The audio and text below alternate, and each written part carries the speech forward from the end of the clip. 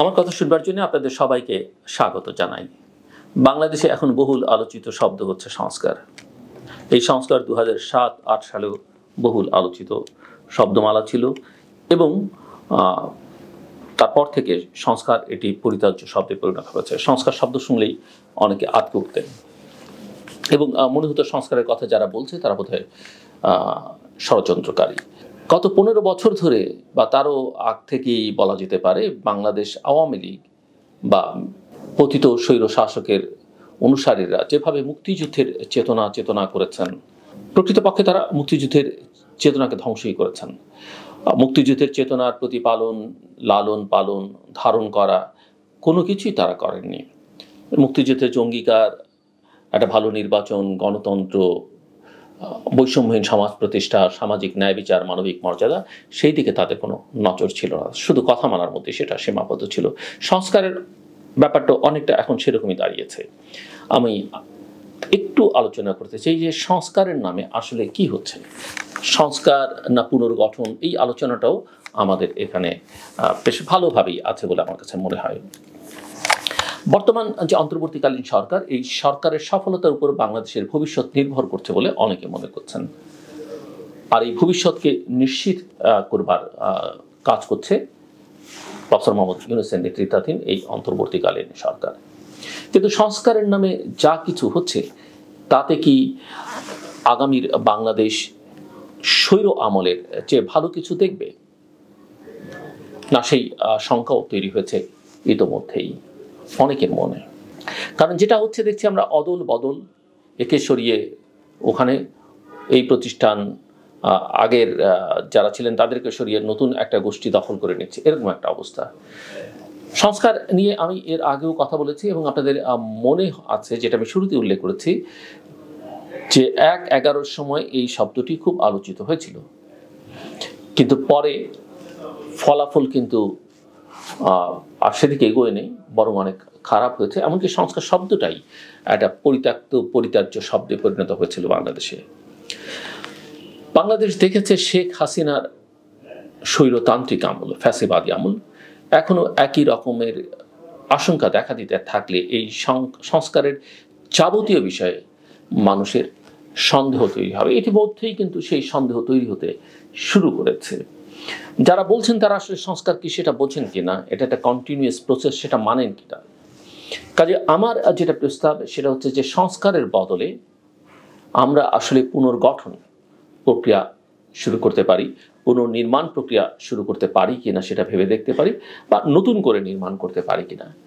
কারণ বর্তমান সরকারও বলছেন যে, আপনারাও একথা জানেন যারা আমার কথা শুনছেন, যে রাষ্ট্রের সব প্রতিষ্ঠান ভেঙে ফেলা হয়েছে। আমি যোগ করি যে শুধু প্রতিষ্ঠান নয়, সব প্রথা, মূল্যবোধ ধ্বংস করে ফেলা হয়েছে। সবই কম বেশি লুটপাটের ক্ষেত্র তৈরি হয়েছে। এগুলো সংস্কার করে কাঙ্ক্ষিত পরিবর্তন আনা যাবে না। আর এই সরকার সংস্কার করলে পরে নির্বাচিত সরকারের শেষে সেগুলো রাখবে তারও কোনো গ্যারান্টি নেই। কাজে আমার প্রস্তাব হচ্ছে একটা পুনর্গঠন প্রক্রিয়া, রিকনস্ট্রাকশন নিয়ে ভাবতে হবে, পুনর্নির্মাণের প্রক্রিয়া নিয়ে ভাবতে হবে। প্রয়োজন বোধে কোনো কোনো ক্ষেত্রে নতুন করে নির্মাণ করতে হবে। আর এই পুনর্গঠন মানে কেবল নতুন করে পদায়ন নয়, একদল দালালকে হটিয়ে আরেক দল নব্য দালাল বা দলদাসদের পদায়নকে সংস্কারের নামে চালানো হলে এই সরকার সফল হবে না, তা আমরা সবাই বুঝতে পারি। কাজে এইসব পদায়ন, বদলি, প্রমোশন, ডিমোশন ও মাঠ পর্যায়ের দখলদারির যে সংস্কৃতি, এর বাইরে এই মুহূর্তে আমাদের জোর দিতে হবে রাষ্ট্রের সার্বিক পুনর্গঠনের দিকে। রিভিজিট করতে হবে আমাদেরকে 1971 আমাদের কনস্টিটিউশনকে নিয়ে ভাবতে হবে নতুন করে সেটা রচনা করা যায় কিনা। এবং এই পুনর্গঠনে সব রাজনৈতিক দল শুধু নয়, জনগণের বিভিন্ন শ্রেণী এবং পেশার মানুষের একটা অংশগ্রহণ থাকতে হবে আমাদের তারুণ্যের অংশগ্রহণ, তরুণ সমাজের অংশগ্রহণ। এই প্রক্রিয়া হবে খুবই উন্মুক্ত, খোলামেলা, ওপেন, কল্যাণমুখী এবং গরিব বান্ধব, দরিদ্র বান্ধব রাষ্ট্র নির্মাণের লক্ষ্যেই এই পুনর্গঠনকে এগিয়ে নিতে হবে। সাধারণ মানুষ, মধ্যবিত্ত, নিম্নবিত্ত যেন নিজেকে এই রাষ্ট্রের একজন মনে করতে পারে। কিছু মূলনীতিকে আমলে নিয়ে জনগণের মধ্যে ঐক্যকে আরও সুদৃঢ় করে এই পুনর্গঠন প্রক্রিয়া কিন্তু শুরু করতে হবে। সেটা যদি না হয়, আমরা না করতে পারি, তাহলে এই যে জুলাই আগস্টে যে রক্তক্ষয়ী ছাত্র জনতার বিজয় আন্দোলন বা অগাস্টের যে বিজয়, সেটা আবারও হতাশা ডেকে আনবে। দেশের এক শ্রেণীর মানুষই কেবল উপকৃত হবে। সাধারণ খেটে খাওয়া শ্রমজীবী এবং গরিব মানুষ দিন দিন আরও প্রান্তিকে হতে থাকবে, মার্জিনালাইজড হতে থাকবে। কাজেই এই পুনর্গঠন প্রক্রিয়াকে হতে হবে জনবান্ধব, এবং জনবান্ধব মানে একেবারে সাধারণ মানুষের উপযোগী, সাধারণ মানুষ পছন্দ করে এমন একটা জনবান্ধব হতে হবে। এখন প্রশ্ন হচ্ছে, কি সংস্কার আমরা করব? সংস্কার মানে কি ব্যক্তির বদল, অবয়বের বদল? আমি মনে করি এগুলো করে কোনো কাজ হবে না। এবং এই অন্তর্বর্তীকালীন সরকার যদি বহু দিকে মনোযোগ দেয়, তাহলে আসলে তারা সুবিধা করতে পারবে না। বরং একটা কাজ তারা করতে পারেন, সেটা হচ্ছে তারা যদি সংবিধানের দিকে মনোযোগ দেন। এখন প্রশ্ন হচ্ছে, তাদের কি সেই এখতিয়ার আছে?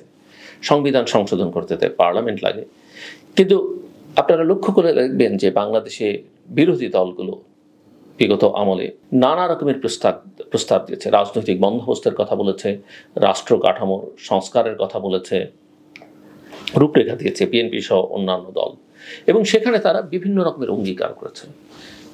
এই শাসন ব্যবস্থা কেমন হবে, সরকারের আয়ুষ্কাল কতদিন হবে, পার্লামেন্ট দ্বিকক্ষ বিশিষ্ট হবে না কক্ষ বিশিষ্ট হবে, সরকারের মেয়াদ কী হবে, রাষ্ট্রপতি প্রধানমন্ত্রীর ভারসাম্য কী হবে, নির্বাচনী ব্যবস্থাটা কী হতে পারে, আইনি কাঠামো কী হবে, নানা রকমের প্রস্তাবনা তারা দিয়েছেন। এবং এই প্রস্তাবনাগুলো আসলে সাংবিধানিক ইস্যু, সংবিধানের মধ্যে সন্নিবেশিত থাকতে হবে বা এটাকে পুনর্গঠন করতে হবে।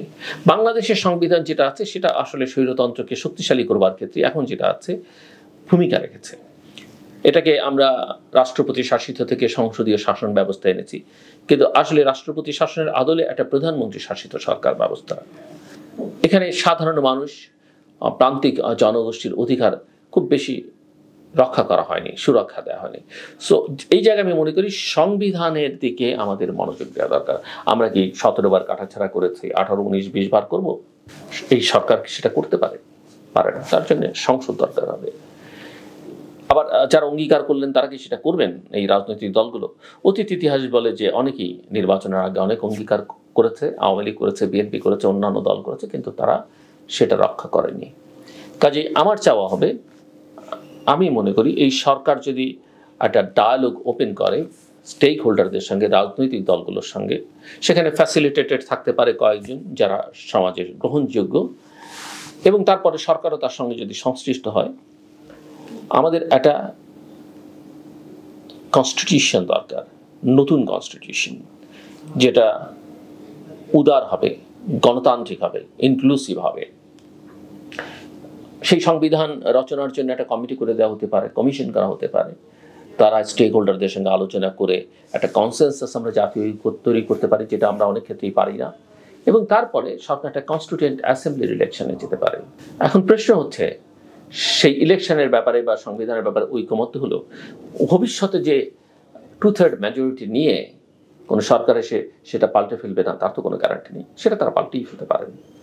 কিন্তু প্রশ্ন হচ্ছে, আমরা সংবিধানটিকে যদি এমন একটা জায়গায় নিয়ে যেতে পারি, আমরা সংবিধানের যদি এমন একটা বিধি ব্যবস্থা করি যে চাইলেই খুব সহজেই কলা গাছ দাঁড় করে দিয়ে 2/3 মেজরিটি পাওয়া যাবে না, এমন একটা নির্বাচনী ব্যবস্থা আমরা প্রক্রিয়া যদি নিশ্চিত করতে পারি যেখানে 2/3 মেজরিটি পাওয়া অত্যন্ত কঠিন হবে।